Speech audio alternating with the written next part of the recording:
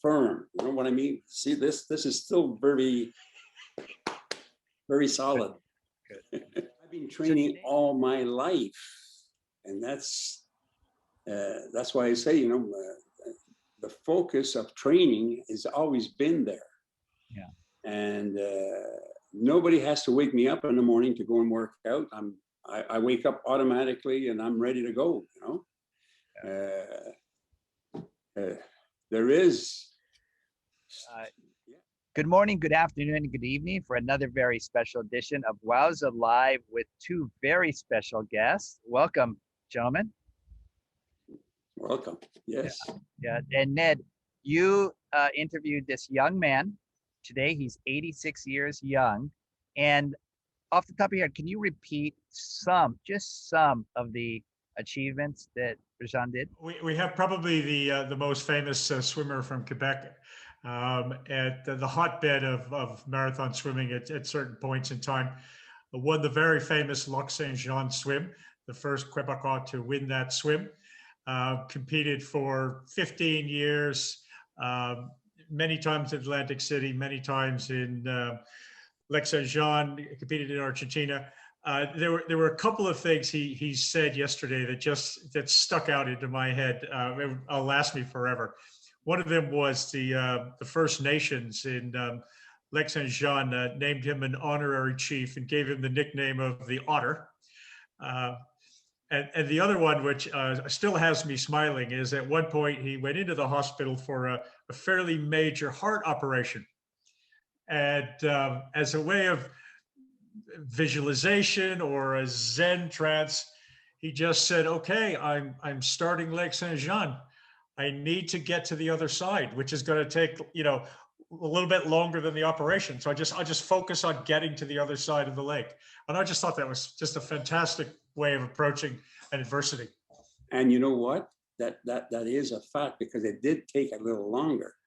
Because once you get out of open heart surgery, now there's a little story about that, the open heart surgery, which the headlines, at that time I was being inducted into the Hall of Fame in Canada also. So that weekend, my wife had brought me to the Heart Institute for an emergency, and then they said, "Would you be ready for Monday morning?" I said, "Okay, I'm ready." All right, so you got to remember that when you have open heart surgery, they stop your heart because they put a valve in my heart. So they can't cut the heart while it's pumping. They stop the heart. So at that point, you're dead. And I had out of body experience. Actually, so if you're dead, maybe my soul was leaving the body, and I could see the operation. I could see them working on me. You know, this was. I mean, when I go there, it's really hard. But anyway, so then I noticed this one gent. He had a little hat. Yarmulke? Yarmulke, yeah. And the first person that came after the operation beside my bed was this young gentleman. And he said, "How you doing, Mr. Lacoursie? You know?" Yeah, I says, "Oh, yeah." I says, "I'm good." I said, "I saw you in the operation room." He says, "What?" He looked at me and it's sort of, you know, like he was sort of not shocked, but surprised. I says, "Yeah, I saw you." And then this young guy, I had given him swimming lesson when he was a little boy. No way. Yes, it's not something, you know, it was awesome. But again, you wake up almost 3 days later. You know, 3 days later, because they keep you in a coma. You're like out, you know. So that's something to think about if you ever go into a heart operation. But it is a fact that when you start at Peribonka and you cross the lake, it's 24 miles. You know, I'm going in here and I'm going out on the other end. Well, that was the same thing. It took three days later, I woke up. Okay, Ned, you and I have talked to a lot of people, have done incredible things. We have never had someone who was actually looking down at his, at that point, lifeless body. So I have so many questions. Forget the swimming part. You're looking down at your body. At what point did that memory, that out-of-body experience, return? I mean, did your soul go back to the body, or what was that? How did you return? I woke up in my room. Wow. I woke up in my room. My children were there too, but the first person was this young gentleman. And I mentioned that I saw you. You know, I said I saw you in the operating room. You know, in his mind, he says you couldn't have. You know, but I said, yeah, I saw you. And then he says, you know, you gave me swimming lessons when I was a little boy. That's why he was there. You know, he was. Now, you had not met, other than the swimming lessons, you had not met him before. No. Okay. No. Okay. Yeah. Okay. And I'm thinking, Steve, as well. If you're having an operation, you probably don't see the back of the doctor's head to see they've got a yarmulke. Right. Well, yeah. Well, there you go. Yeah. So you see that. Wow. He confirmed exactly what happened. When you woke up, did you immediately remember that that recollection, or did it come to you later in a day or two, or immediately you woke up and you saw the individual and you go, I saw you? It was that immediate, that fresh in your mind? I had my front tooth broken, and that made the front page of the Atlantic City Press. And hopefully you said something witty like, was the shark okay? No. And you had another story about swimming with Marty Sin with she wasn't wearing a lot of clothing or something. Yeah, and she was ahead of me at that point. So that's how fast Marty Sin was. She was a very, very good swimmer. And that year I decided to take off my bathing suit, you know, because I said, hey, if I need to go to the washroom or whatever, let it go. I'm in the oceans, you know. So here I am swimming, and I catch up to her. And, you know, I looked, I said, whoa, she's in the nude too. So we swam together for, maybe 4 or 5 miles. And when we went, like in the Back Bay, they had these bridges that go over the Back Bay. And there was people on them, a lot of spectators. Say, oh, there goes Adam and Eve. and that also made the front page of the Atlantic City Press. Ned, that is an example of how competitive he is. Here's a beautiful young woman, fully in the nude, and he's just thinking, how do I get ahead of her? But you know what? I never forgot that. That vision of Marty Sin in my mind. I think she retired from the sport shortly after that, so I don't know what she was thinking. Well, the next time you talk to her, ask her about Johnny Lacoursie or their swimming. You two were swimming together in the nude there. What is that all about? You know what she's going to say? I never forgot that image of. I never forgot that image. No, that's for sure. Yeah. And she was a sweet girl, very nice. Yeah. Sorry if I missed it, but let's go back to the 50s, 60s, and 70s in terms of your training.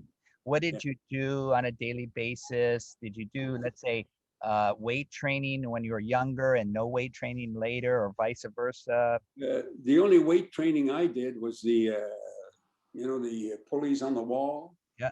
Exergini or I had a set of 5 of those. So you had like the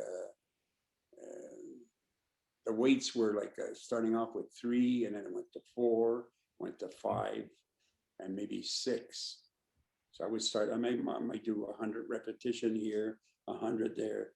So maybe 600 repetition, but on different weights. That was to build up my arm muscles. But the other part, I would go early in the spring into the St. Lawrence River to train. I would go under the gent Lacoursie Bridge, which is known. There was a swimming club. It was called the Montreal Swimming Club, and it was a 1/4-mile course around the swimming club there. And I would go in that water, and it was cold.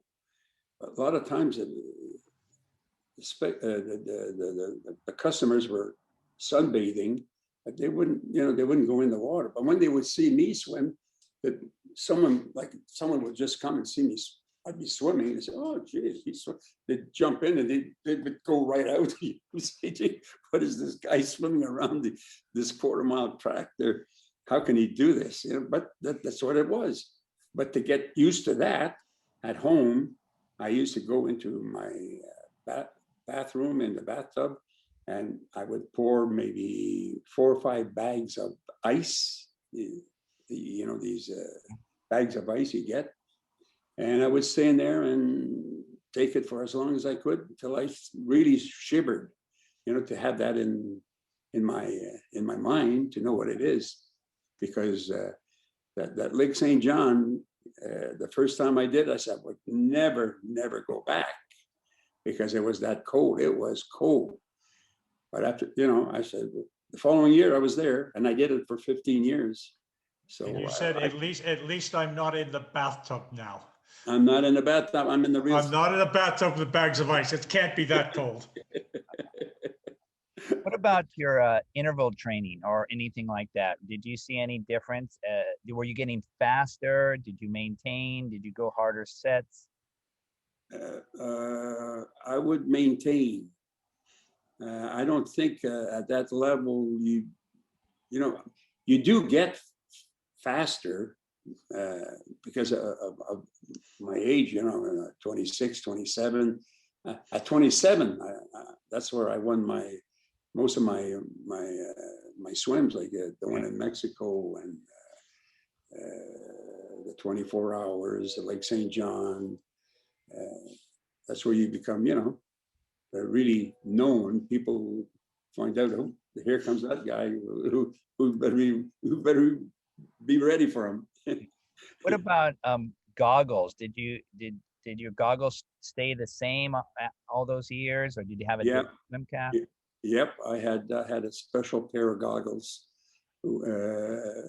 Matter of fact, some of the goggles that are out today were goggles that I designed, that came out with. Okay. Just like the bathing cap, I came out with the Lycra cap. So I was into that. I got into that business after, swimming products and all that. Can you explain a little bit about inventing a goggle? I mean, that's fascinating. Well, the ones I had were the side of it was rubber. It was called Hurricane, a hurricane product. And I knew this fellow by the name of Ron Gilchrist, who went to the British Empire Games in '54, and he went into the goggle business.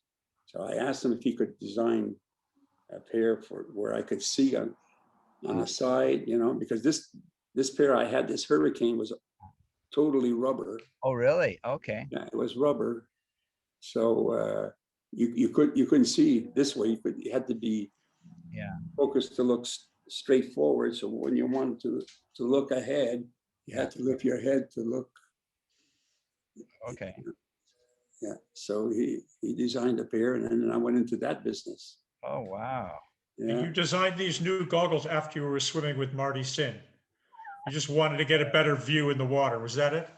No, I prefer my Hurricane goggles because there I could stay focused. What about eating during the race? Did your feeding change over the years? Well, okay. Well, you know, the feedings at that time was nutriment, sustagen. But you know what? My first swim in 1955, going around Hebseekan Island, I did it totally on honey and Coca-Cola. Okay. I didn't have no experience for Yeah. what to take, Yeah. but I did it on Coke. Herman Vilmsey, I think he said in his first swims, he was on Coca-Cola and baby food. There you go. You see, something like but that. we're not far apart. You see, and he was training in the canal when even the guys in the boats were cold. Oh yeah, of course. Yeah. Yeah. What about your strategy? But today, you see, today you have nutriment, sustagen, you have what is it, Ensure, Sure. all these new products that are out. But I think it's a takeoff of what we of nutriment and sustagen. You know. Yeah. What about your strategy within the race? As you gained more experience, did your strategy change from, getting faster as the race went on, or was it always? I know you had some races with Abu Heif and Captain El Shazli. Did your personal strategy change over the years? Well, my strategy was always to try to be out in first place. They usually ended up catching me, getting beside me, and got it. I didn't follow them. They followed me. Oh, okay. They came after me. Yeah. I was ahead of them. Yeah. Even in the races down in Argentina where well, Argentina, you got to understand, Argentina that was huge. I mean, I don't know if you saw some of the pictures, but the waves were like 15, 20 feet. These are waves that are, like rolling waves. And sometimes the boat would be up here, I'd be down here, and then you go up like this. It was something else. Now in Buenos Aires, in Mar del Plata, and when after swimming through the night and the sun came up, I heard the guys on the boat saying, "Tiburones, sharks." And there was 3 huge hammerhead sharks swimming beside me. Oh. And they just went on their merry way. They just left me alone. And that's when you needed the hurricane goggles. Oh yes. I didn't look there. I looked straight ahead. Yeah. And now were you in the famous Rhode Island swim where George Park was swimming next to the Great White? There was a famous picture in this. Oh, wait a minute. That's not George Park. That's me. Really? That was me. Oh. Yeah. George has been taking credit for that for 30 years. Yes. George Park has been taking the credit for that, but I got the pictures of that. It's me. That was me. It's my okay. This was getting close to Block Island. Yes. And Block Island, they have right on the corner of the island is a lighthouse, and that's where the Navy SEALs train. So coming in near the finish, maybe like a mile or two, my brother-in-law, I see him taking pictures. He's taking pictures. But before that, as I'm swimming, you inhale and you exhale. You look down. So when I looked down, I saw this huge thing swim under me. And so in my head, I said, "Oh my gosh, it must be a submarine, like a 3-man or 2-man submarine or whatever they have, because of the Navy SEAL training there." And there was a helicopter above me, going, and then a big PT boat going around to scare this shark, I guess. I don't know. And so can you share my screen? Or how do I do that? Let me Or if you go to George Park's page on Open Waterpedia, Okay. I'll do that. it's interesting. It says it's George swimming with a great white. It says photo by Jean-Guy Lacoursie. Yes. No, Jean-Guy Ressico. That's my brother-in-law was in the boat and he took pictures of it. I mean, you see. We're close. Yeah. We're close. The truth's coming out. So you see me swimming like this, okay? And right there beside, let's say 10 feet there, you could see the dorsal fin sticking out of the water. This, about like. So while we have you on the conversation of George, Steve, who was the woman that says George Park was the best looking Canadian marathon swimmer ever? Who was that? Marty Finn? No, it was Marilyn or it was somebody. That's Come me. on, Rajan. That must be you now. That's me. This is me. Look at my goggles. Look at my goggles, my hurricane goggles. This, folks, George Parks is absolutely false. Fake news. We were corrected. Oh, there you go. Okay, now we got it. What point of the race is it? No, but we were just talking. It was toward that lighthouse, that 1 or 2 miles from this finish. Is that correct? Pardon me? This photo that was taken, that was right at that 1 or 2 mile mark as you're coming in. Okay. Yeah. It's one of the most famous pictures in the sport. George has gotten credit for it for 30 years. Well, that's okay. We'll change it. Yeah. Thanks, Steve. Yeah.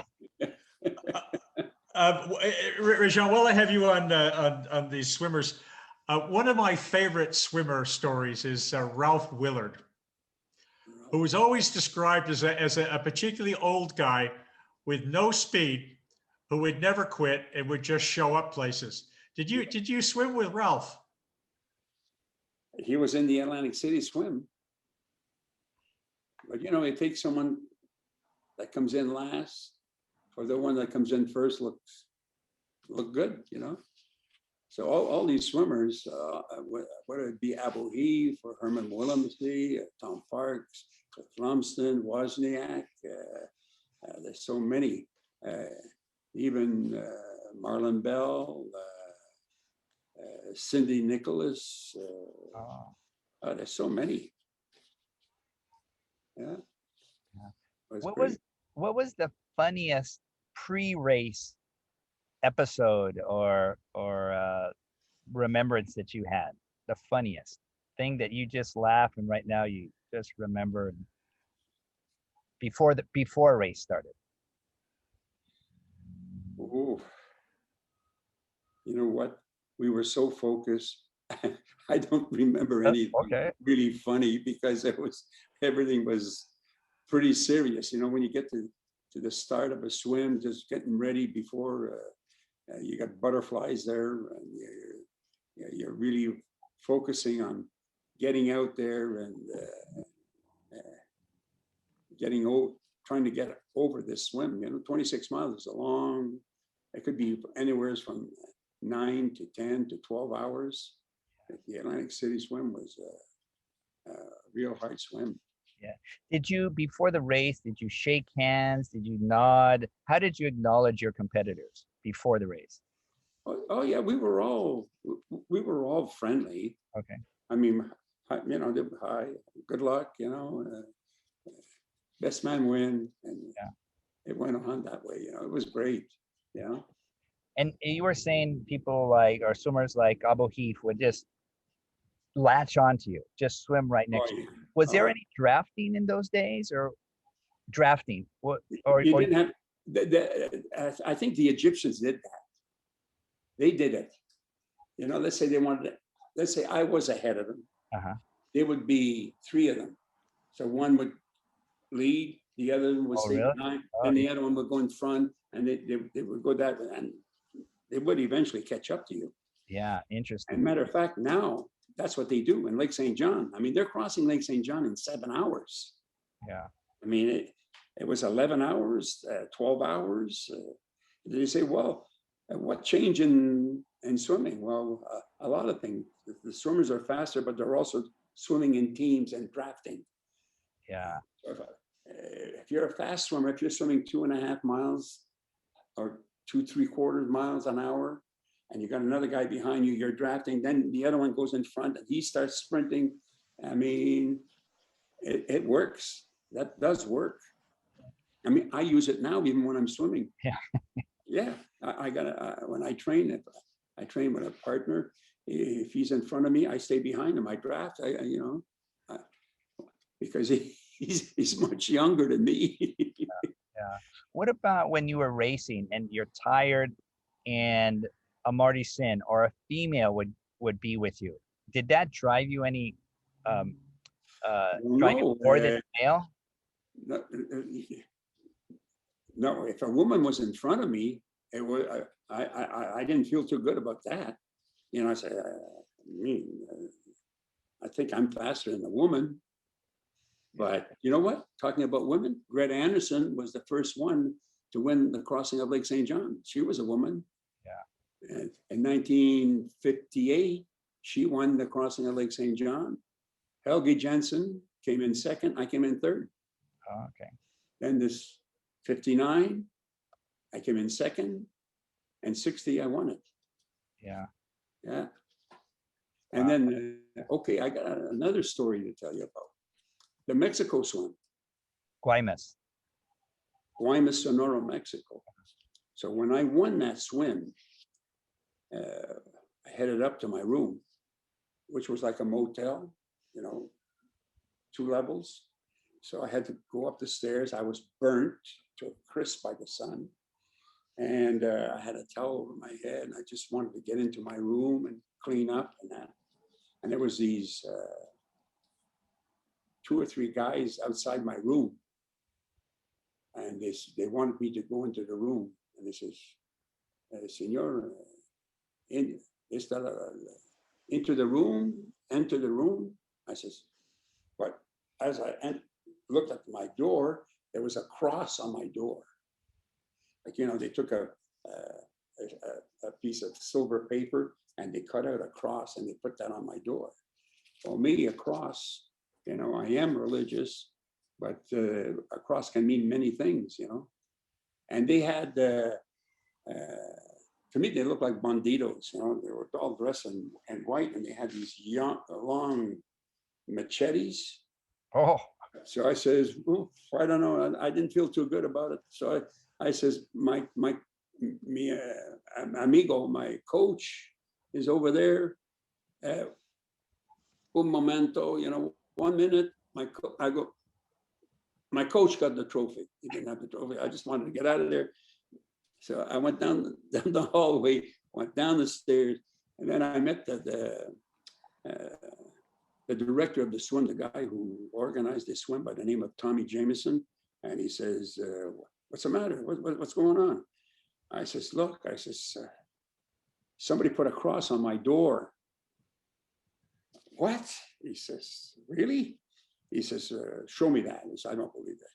So I had ripped the cross off the door, it was like a silver paper, So I took it off and I threw it down in the bush. So I went into the bush, I took it out and I showed him. Oh, he says, yeah, okay. Well, he says, you're not sleeping there tonight. You're going to come to my place. So I went back to his place and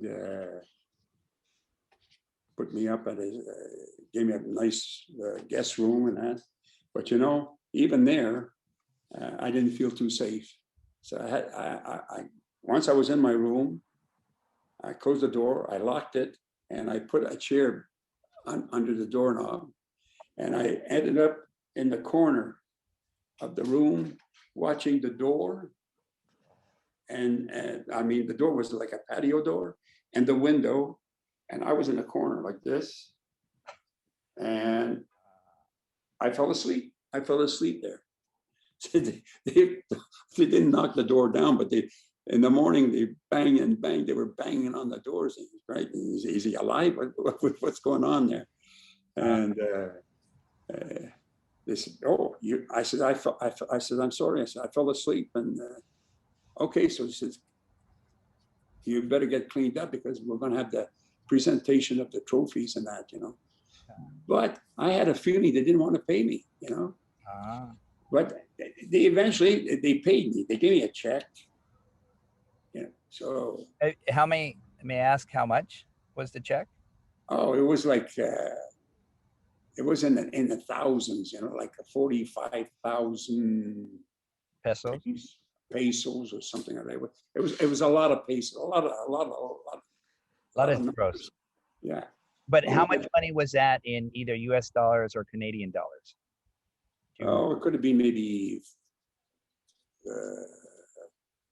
5 or 10, around $5,000 or $10,000. But when I deposited into the bank, it bounced. I never got paid for that. I never got paid for that swim.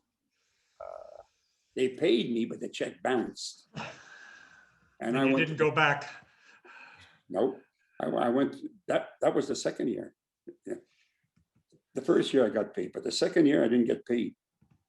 I went to the Canadian consulate. I tried to get all kinds of ways to get the money, and it went nowhere. So, Steve, you did that swim. Do you have Regent's money? They must have. I think I owe you some. Sorry about that. I had no idea. This is why we're doing this, uncovering history.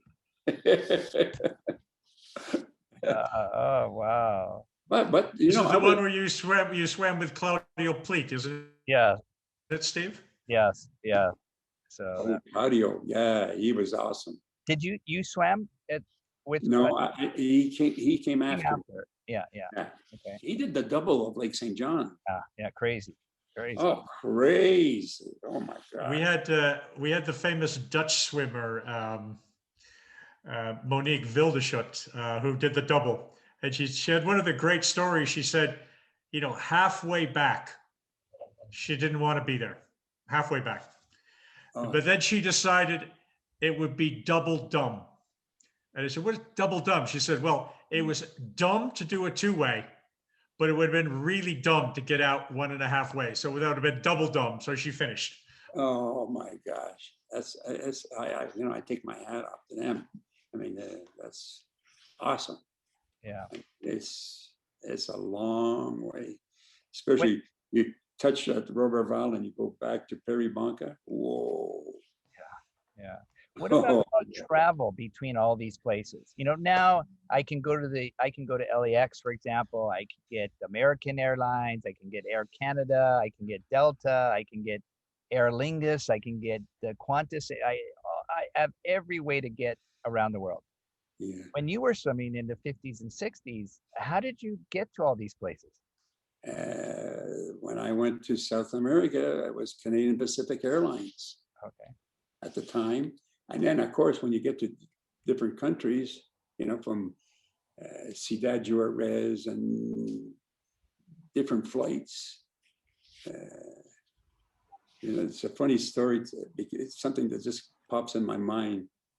I think I'm in Ciudad Juarez, and I hear somebody yell at, in the airport, "Hey, Johnny!" I'm Johnny, somebody else, not me, I don't know anybody in South America. And it was Tom Parks. It was Tom Parks. So we went together to Mar del Plata. It was on almost on the same flight. Yeah. From there on, Yeah. And then when he was coming from California, you were coming from Montreal. Yeah. And we met at the airport. He spotted me, walking, and he yelled out to me. Now, when you went to these places, where did you stay during your time in Mar del Plata? In Mar del Plata, I was very lucky. I stayed at the Grand Hotel Nogaro. And the owner had a young son that took a liking to me, wanted to be around marathon swimming, swimmers and that. So he became a sponsor of mine. He sponsored me. So I was at the hotel. I mean, I got world treatment there. And you know how it is in South America. You dine at 9, so the waiters come for the water. There's another one comes with something else. Another one comes with the appetizer, and then it keeps going. So sometimes supper would last 2 hours. It wouldn't be just an hour. You just go on and on. And I got very, very friendly with him. The following year when I went again, he was there. But Mr. Nogaro, he had a heart attack. And I don't know in those days if they would do open heart surgery or what, but maybe he had open heart surgery and he was resting for over a year. He had to learn to walk again. That's how long he was laid off for his work. And I remember seeing him that year, and he says, and he was bouncing around at the hotel. I said, Jesus, shouldn't you be taking that easy, he says, I'm okay, I'm good, this and that. So I got back home to Montreal, and then I think that year, his son came to Montreal. He was at the Queen Elizabeth. He gave me a call, and he says, Johnny, me, because they all knew me as Johnny. They didn't call me Regent. Regent, no, they would say Johnny. So he said, my father passed. Oh, I said, that's terrible. And he was going to, I think, Sweden or Denmark or some country for cooking classes or hotel restaurant management stuff, And then I sort of lost track of him, after that. Yeah. But, And the last question I'd like to learn is, your cognitive abilities. You remember hotels you stayed in the 1960s. You remember specific instances, over a half century ago. This is remarkable to me. But you've also been swimming your whole life. You've stayed in shape. And looking back now at your year, and if you had any advice for young people, say, hey, you want to be healthy, you want to be strong at 86, what should we do? take up swimming, or golf. If I would have taken up golf, oh my gosh. The hours I put in swimming, if I would have put it into golf, look at the lifestyle those guys live. Yeah. But I wouldn't trade it right now. I had a wonderful, wonderful full life. Swimming has been great to me. Why I remember all these things. Even when I work out, I can see Abu Heath beside me. Wow. Yeah. I work out, I can see them. And, Ned and I have only been able to read about Abu Heath, and he's this larger than life character. How was he as a man, as a competitor, as a swimmer? Who? Abu Heath? Abu Heath, yes. Oh, he was awesome. He was like a politician. This guy could have been president of Egypt. And he knew Nasser, he knew all the, he was very, very popular in Egypt. And he acted and very well educated. I think he was a Harvard graduate. He was a very smart man, very friendly, very, very funny. There's some great stories about him eating like 4 chickens or something before a swim. Oh my gosh, this guy, in the morning, he would eat a steak with the eggs on top, 4 or 5 eggs. You're talking about before the race. Before the race, I didn't eat nothing. I didn't want anything in my stomach. I started right with my feedings. But he would eat a steak and maybe 6 eggs. He had a stomach of steel. He could eat. He could put the food down. Wow. But the last time I saw Abu Heath, it was at Lake St. John, and he was outside the aquatic club, sort of leaning against the building with his head down, like this. And when he didn't look healthy, he didn't look too good.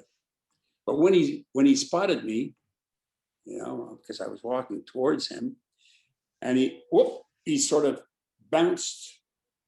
You know, the competition came back to him. You know, he's Johnny. Hey, and he came, you know, and gave me a big hug and start laughing, and things were good. Oh, excellent. Excellent. Things were good. I think that's a perfect way to end this. This is unbelievable. We got the real story on the shark in Block Island. We've got Adam and Eve stories. Oh, this is wonderful. Did you have anything else? But wait till you No, guys fine. read. I think my daughter is going to send you a Some non-disclosure details. for the Man of Water, Yeah. Deal or Die, and you're going to read some stories in there that you might want to add. Oh, okay. So Wonderful. she's going to do that. Oh, wonderful. Wonderful. Yeah. Oh, thank you very much. It's You're been welcome. a real joy to listen and learn. It's my pleasure. Thank you.